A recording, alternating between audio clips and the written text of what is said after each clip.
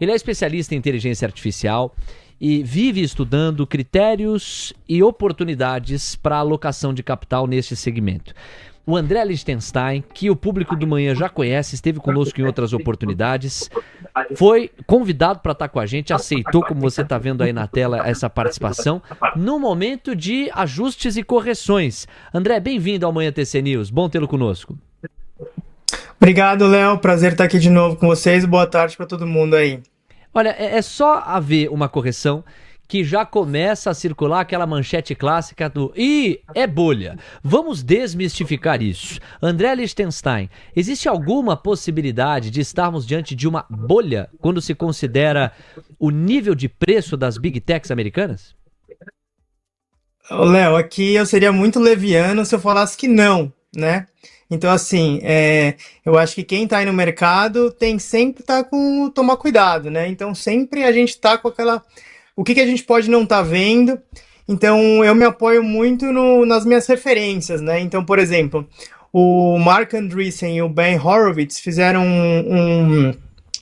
um talk aí recentemente que eles falaram assim, só do fato da gente estar discutindo se é bolha ou não é bolha, já provavelmente não é bolha, porque em 2000, até o Warren Buffett, que disse que nunca ia comprar empresa de tech, acabou comprando, né?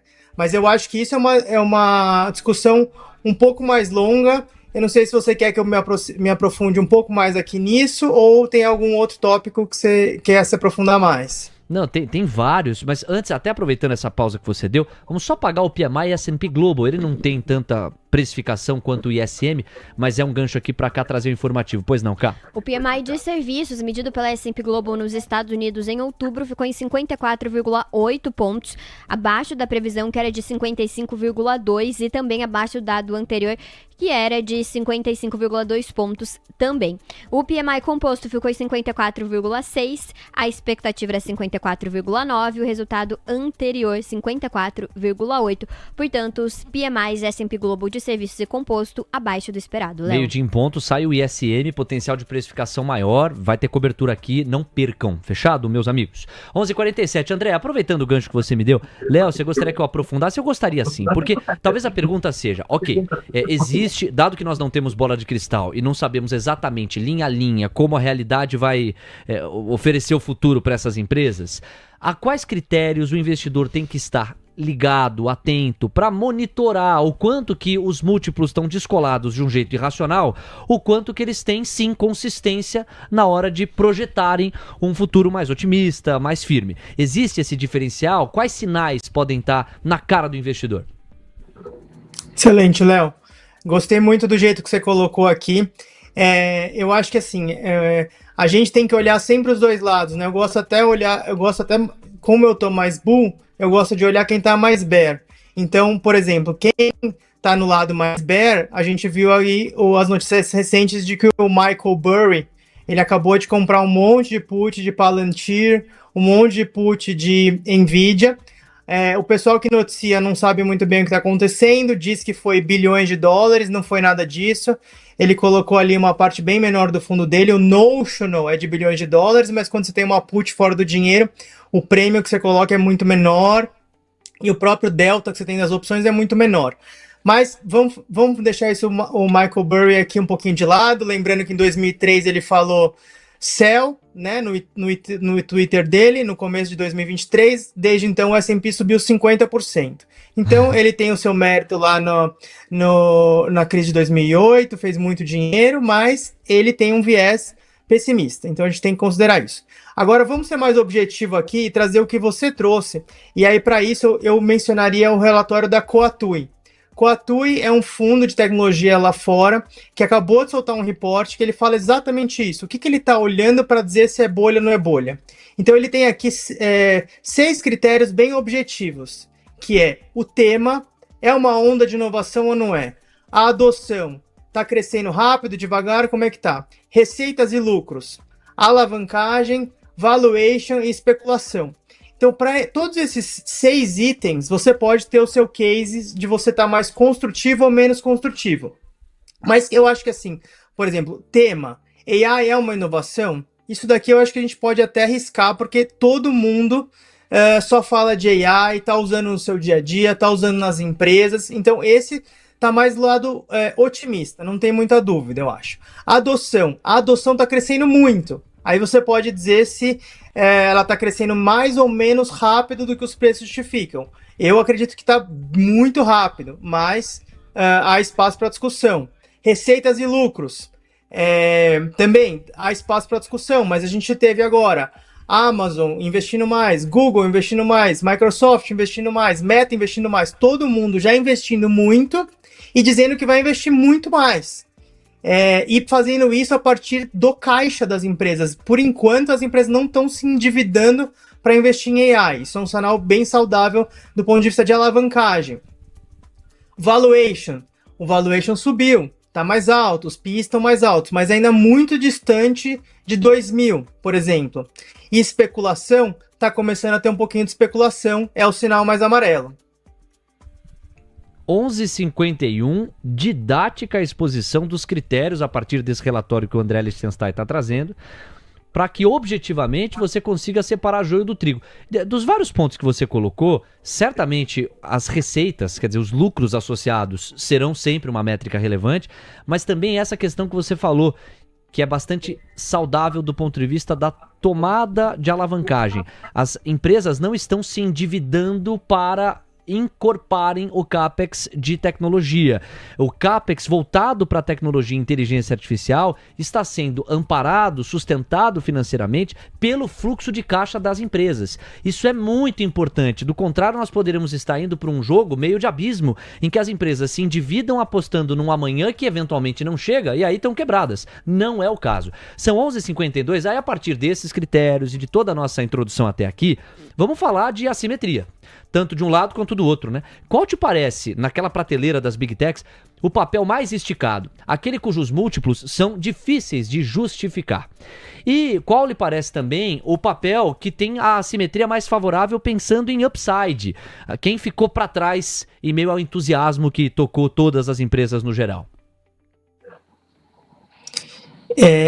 Eu acho que assim, primeiro eu acho importante a gente já tentar pensar uns 2 passos na frente, né? Então, até agora, eu diria que foi mais confortável, teve Trump, teve tarifas, mas no ponto de vista do ciclo de AI, foi mais confortável justamente porque as empresas estavam usando o caixa delas. Mas agora o Fed vai começar a cortar os juros e eu acredito que cada vez mais. Então, as empresas vão ser incentivadas a realmente tomar dívida para fazer esse CAPEX. E aí, eu não digo que isso é totalmente ruim. Ele vai ser muito uma questão de quanto isso está gerando de lucro para as empresas. Então, a gente vê que, por exemplo, na Amazon, a AWS, que é a parte de cloud, veio muito positivo, isso que fez o papel subir muito. O Google está dizendo que está usando AI para os ads. Então, a AI já está se traduzindo em receita para essas empresas. Então, é isso que está fazendo elas investirem mais. Então, isso eu acho que é de um ponto de vista muito positivo, que é justamente esse ponto da adoção que eu estava te falando.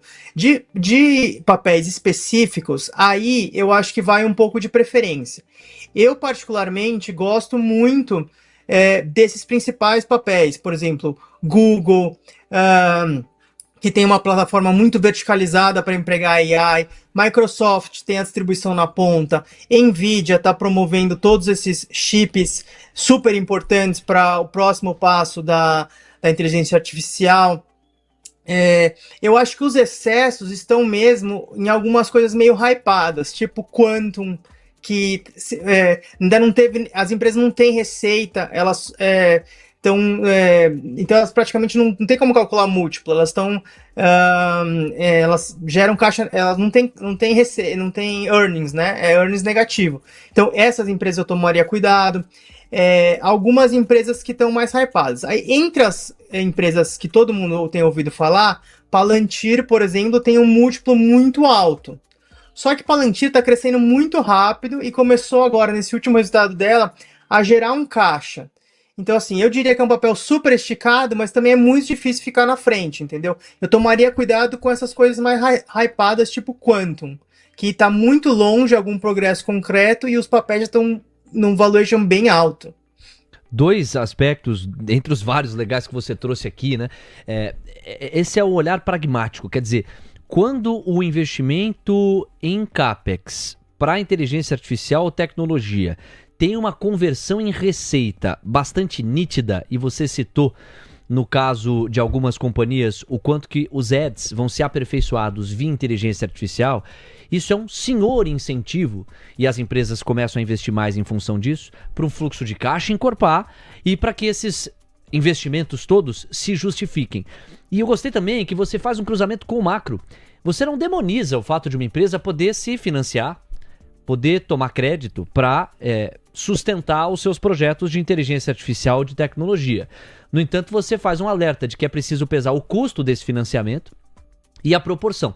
E nós estamos para um cenário macro cada vez mais favorável de corte de juros, aposta você. A gente deve ver um corte em dezembro e, se eu entendi bem, você está trabalhando com um horizonte de 2026 em que o Federal Reserve siga entregando redução no custo de capital, o que facilita a vida das empresas que precisam tomar crédito ou podem conciliar o investimento do seu próprio fluxo de caixa com crédito paralelo para encorpar ainda mais o desenvolvimento de inteligência artificial e tecnologia no seu dia a dia.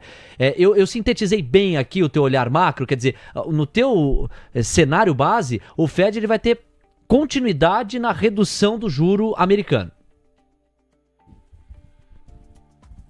A gente está num momento aqui muito interessante e muito diferente, eu diria.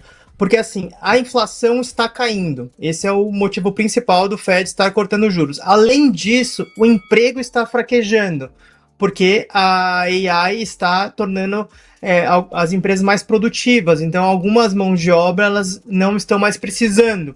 Então, o output por colaborador está aumentando. Então, o Fed cortando juros com o crescimento ainda sustentável e a produtividade crescendo é um cenário que realmente é para ficar otimista. Então, apesar de eu achar que não tem bolha, eu não descarto que em 2026 a gente acabe entrando numa bolha, porque tem muito que a gente chama de tailwind, tem muito vento de cauda. Então, talvez o animal spirits, né, dos investidores, ele realmente em 2026 ele exacerbe de uma forma muito alta, e aí realmente talvez a gente entre numa bolha. Então eu realmente acho que é um momento muito interessante para estar investido, para em 2026 avaliar se andou demais ou não. André Lichtenstein, especialista em inteligência artificial, muito obrigado pela sua presença aqui no Manhã TC News. A gente volta a se encontrar numa próxima.